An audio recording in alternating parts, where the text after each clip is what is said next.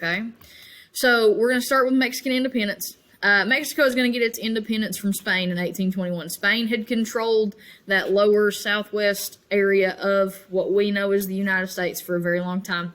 And Mexico fights back against them. Spain gets kicked out, and Mexico takes over that area that the Spanish had owned.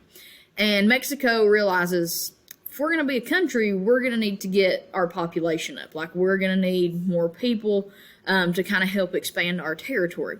So they start offering incentives, trying to get people to move to Texas. And so Stephen Austin is going to lead a group of 300 settlers to go to Texas.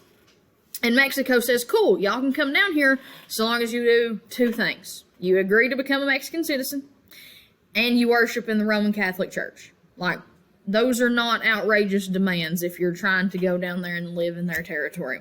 Literally, all they wanted them was to say, okay, we're loyal to Mexico, we're good with y'all being in control of us, and we're Catholic now. That's it. But, being the land-hungry people that we are, we're just going to go down there and not listen to them. Super huge shocker there, I know. So, a lot of Americans are going to be like, oh, cool, Texas has lots of land. It's very cheap. The Mexican government's allowing us to come down there for a very small price.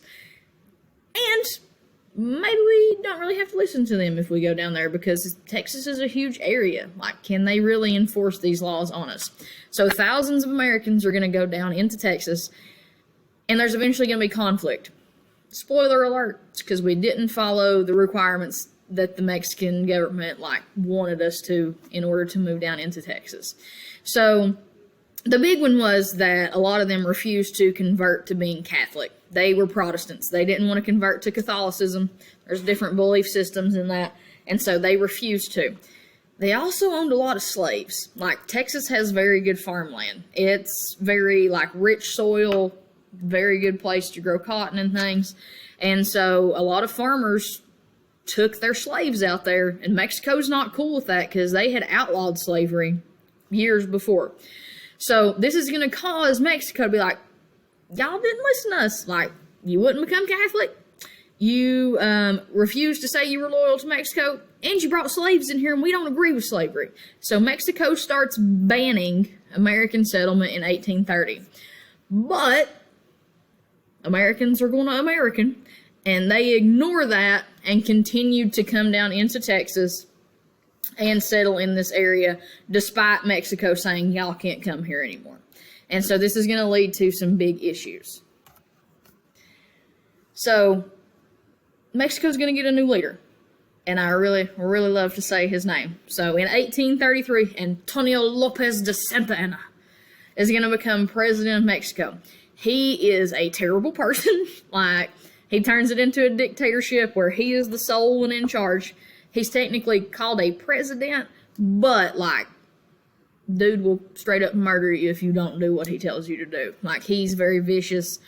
He's a very good general. He knows how to run the military and things. He's just not a good person. And so when Antonio Lopez de Santa Anna becomes president of Mexico, the Texans there get really upset because they don't want to live in a dictatorship. I mean, think back to why we rebelled against the British. We didn't want them controlling us without a say-so. That's how the Texans also start to feel in response to Santa Anna in Mexico. So Stephen Austin gets real upset, and he starts leading the Texans in a revolt. And Texas actually declares its independence from Mexico in 1836, and they make the Republic of Texas. So at this point, Texas kind of becomes its own country. They've declared their independence from Mexico, which Mexicans are not going to like, but they're still not part of the United States yet. So Texas kind of becomes its own country for a little bit. That's why it's called the Republic of Texas. So Texas declares that independence from Mexico, and this is going to spark a huge issue over controlling Texas and Mexico being very upset. So this is going to lead to the Texan War for Independence. Santa Anna, obviously, is not going to like Texas saying that they want to be independent. I mean, look how much land this is right here. Like, Texas is a huge chunk at this point in time. And Santa Anna and Mexico are not going to want to give that up easily. So Santa Anna is going to respond with force. There's a pretty large war over Texas. And just down here, in case you've never seen it, is the Texas flag. It's also called the Lone Star flag. We also call Texas the Lone Star Republic because there's one star on the flag. And Republic because they were their own country for a little bit. All right, so you may have